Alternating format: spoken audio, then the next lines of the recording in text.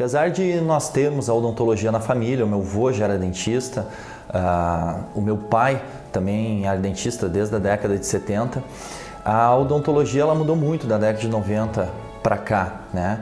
E quando nós nos formamos no final do ano de 2004, muita coisa tinha acontecido e já não existiam mais aqueles pacientes que vinham facilmente ao consultório. Era necessário que o dentista fizesse um movimento para esses pacientes virem.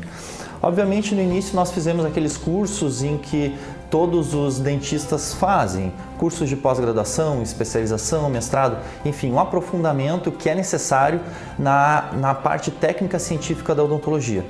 Mas mais ou menos uns 5 anos depois de formado, o tempo que a gente levou para fazer esse curso, a gente viu que era necessário mais conhecimento. E esse conhecimento era um conhecimento de administração, de marketing, de diferenciação, neuromarketing, enfim, o que fazer para encantar o cliente e o que fazer para reter o cliente para administrar bem um consultório, uma clínica, como uma empresa de odontologia. A Marina teve participação fundamental. A gente estava num momento que a gente não sabia por onde começar. No início, a gente não tinha uma estrutura bonita, uma estrutura moderna que nem nós temos hoje. Então, o que a gente tinha era uma estrutura ultrapassada, uma estrutura antiga, uma estrutura de mais de 30 anos. E o que a gente podia fazer era empregar o conhecimento que a gente tinha adquirido. Processos internos, fluxo do paciente, treinamento dos funcionários, o que faz toda a diferença, o treinamento, o atendimento telefônico, o treinamento do funcionário de como receber o seu paciente ou o seu cliente. E a gente foi vendo que tudo isso que a gente ouve falar no meio empresarial é importante, é fundamental para a administração também de um consultório, de uma clínica odontológica, independente se ele for de um dentista com uma secretária ou se ele for de 2, 3 dentistas, se for de uma clínica maior.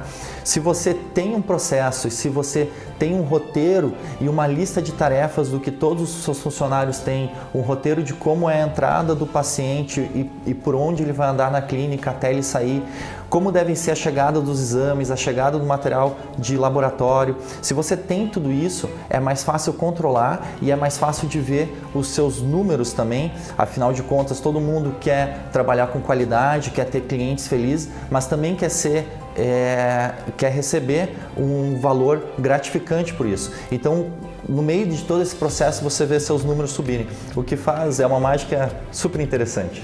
Você já começa a ver resultado quando começa a aplicar as técnicas mesmo sem toda a estrutura, mesmo sem todo o glamour.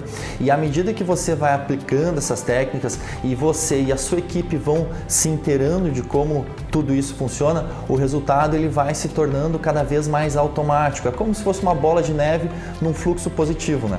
Existe uma crise de identidade na odontologia, né? Muita gente praticando uma odontologia baixa, uma guerra de preços, muitas vezes porque não consegue se diferenciar no mercado. Então a pessoa acha que a única forma de atrair o cliente de um outro local é baixando o seu preço.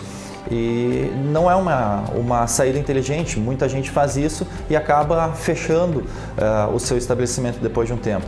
No momento que a gente agrega valor, a gente valoriza a nossa profissão, nós nos valorizamos e o mais interessante de tudo é que talvez a pessoa mais feliz em tudo isso seja o nosso paciente. Eu penso que a gente faz a diferença para nós quando a gente faz a diferença na vida das pessoas. Então, quanto mais pessoas eu conseguir fazer elas felizes como clientes e quanto mais pessoas eu conseguir ajudar como um gestor clínico dentro da nossa empresa, mais feliz também eu vou estar.